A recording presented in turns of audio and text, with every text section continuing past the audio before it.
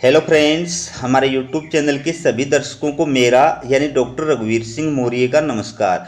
दोस्तों, आप देख रहे हैं RAS प्री एग्ज़ाम 2023 एक नई सीरीज। उसकी अगली कड़ी के अंदर आप देखेंगे RAS प्री एग्ज़ाम 2023 का ये अगला क्वेश्चन विस्तृत जानकारी के साथ में। क्वेश्चन देखिए, विधवा पुनर्विवाह को प्रोत्साहित करने के उद्देश्य से 1871 में राजमुंद्री सोशल रिफॉर्म एसोसिएशन स्थापित किया गया था। तो इसका सही उत्तर होगा वीरेश लिंगम के द्वारा। याद रखना अच्छी तरह, प्रश्न दोबारा भी रिपीट होते हैं, ठीक है ना, दूसरे प्रकार से रिपीट हो सकते हैं, इसलिए पूरी जानकारी उसके बारे में अपने को प्राप्त होनी चाहिए। आप में से शायद 95% अभ्यर्थी ऐसे होंगे जो कंदुकुरी वीरेश लिंगम के बारे में नहीं जानते हैं। तो इस वीडियो में मैं आपको पूरी जानकारी प्रदान करूंगा। देखिए, कंदुकुरी वीरेश लिंगम कौन थे, इनके क्या क्या कार्य थे।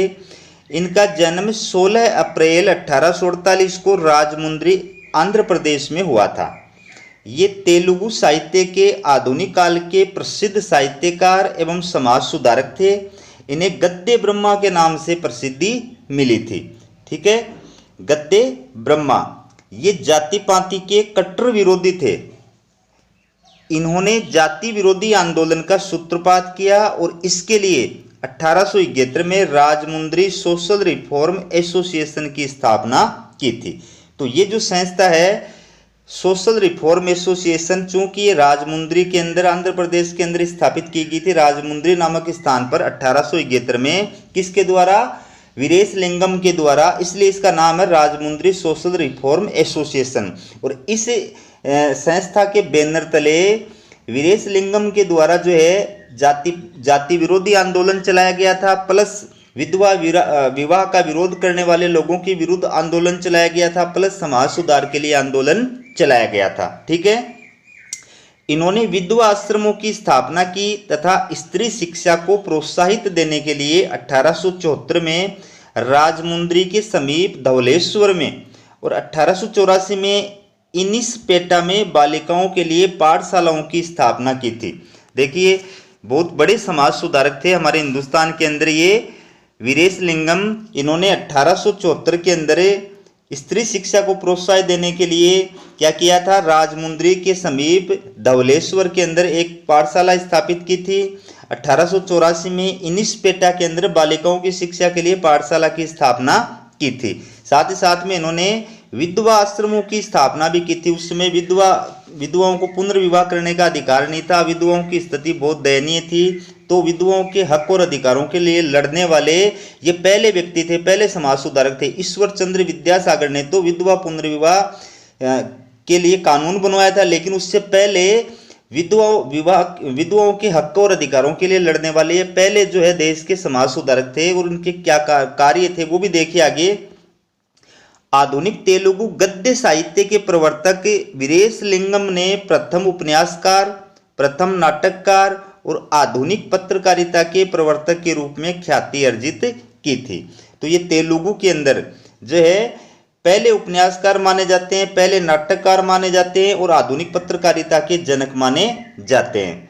फिर आगे देखिए इनके बारे में। इनकी प्रसिद्ध जो रचनाएं हैं वो देखिए। इनकी प्रमुख रचनाओं के नाम है मार्कंडेय शतकम, गोपाल शतकम, रसिक जन मनोरंजनम, सुधांद्र उत्तर रामायण। क्वेश्चन आ गया, निम्न में से कंदुकुरी वीरेश लिंगम द्वारा रचना कौन सी नहीं है? तो 3 जो है होंगी, एक नहीं होगी।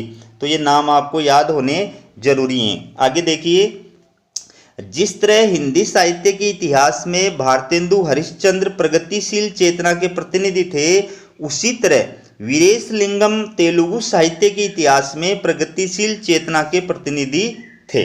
ठीक है, जिस तरह राजा राम मोहन राय ने ब्रह्म समाज की स्थापना की थी, उसी तरह आंध्र प्रदेश में सर्वप्रथम वीरेश लिंगम ने ब्रह्म समाज की स्थापना की थी। कितनी महत्वपूर्ण जानकारी है। ठीक है, इन्होंने 1887 में राजमुंद्री में ब्रह्मो मंदिर की स्थापना की थी। इन्होंने 11 दिसंबर 1881 को भारत में प्रथम विधवा पुनर्विवाह संपन्न करवाया था, जिसके कारण ईश्वर चंद्र विद्यासागर ने भी उनको बधाई दी थी।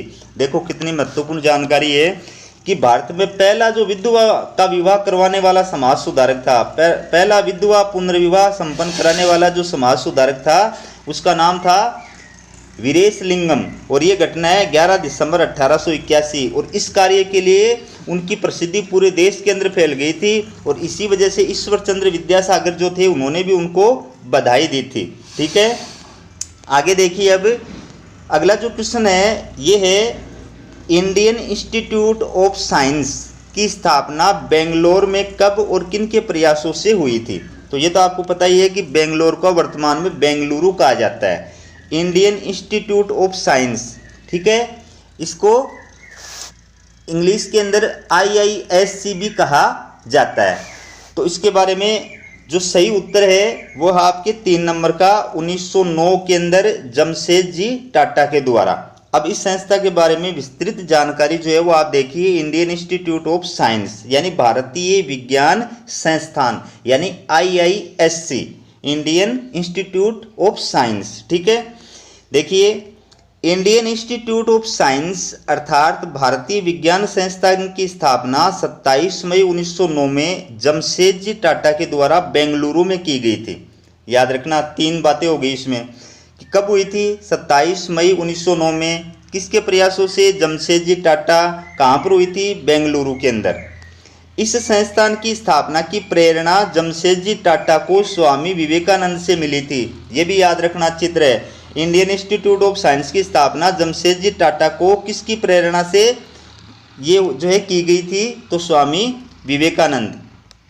फिर है नोबेल पुरस्कार विजेता सर विलियम रामसे ने इस संस्थान की स्थापना हेतु बेंगलुरु का नाम सुझाया था और मॉरिस ट्रेवल्स इसके पहले निदेशक बने थे। ये दोनों चीज़ें बहुत इंपॉर्टेंट है, याद रखना चित्र है कि इस संस्थान की स्थापना जो बेंगलुरु में की गई है तो ये नाम किसने सुझाया था, ये नोबेल पुरस्कार विजेता सर रामसे ने सुझाया था। दूसरी बात, इस इंस्टीट्यूट के पहले जो डायरेक्टर थे, निदेशक थे, वो कौन थे, मॉरिस ट्रेवल्स। ठीक है, आगे ये भी बताऊंगा कि पहले हिंदुस्तानी निदेशक कौन बने थे इस इंस्टीट्यूट के। देखिए इस संस्थान की स्थापना में अनेक ख्यात व्यक्तियों का योगदान रहा था, जिनमें जमशेद जी टाटा, स्वामी विवेकानंद, मैसूर महाराजा कृष्णराज वाडियार चतुर्थ। ये मैसूर महाराजा कृष्णराज वाडियार चतुर्थ जो है, इन्होंने ही इस इंस्टीट्यूट के लिए जो भूमि है वो दान में प्रदान की थी। भारत के तत्कालीन वायसराय लॉर्ड कर्जन आदि प्रमुख थे। इस इंस्टीट्यूट की स्थापना के समय भारत के गवर्नर जनरल या वायसराय कौन थे, लॉर्ड कर्जन। ठीक है, CV रमन इस संस्थान के प्रथम भारतीय निदेशक थे। याद रखना, इंडियन इंस्टीट्यूट ऑफ साइंस जो है इसके प्रथम भारतीय निदेशक कौन थे, तो ये थे CV रमन। और प्रथम निदेशक कौन थे, इसका नाम मैंने आपको बता दिया, मॉरिस ट्रेवल्स। ठीक है, फिर आगे देखिए इसके बारे में। पिछले दशकों के दौरान नोबेल पुरस्कार विजेता CV Raman, Homi Jahangir Bhabha, Vikram Sarabhai, JC Ghosh, MS Thakur, S भगवंतम, Satish Dhawan, CNR Rao आदि भारत की वैज्ञानिक और तकनीकी प्रगति में महत्वपूर्ण भूमिका निभाने वाले सभी इस संस्थान के साथ घनिष्ठ रूप से जुड़े हुए थे।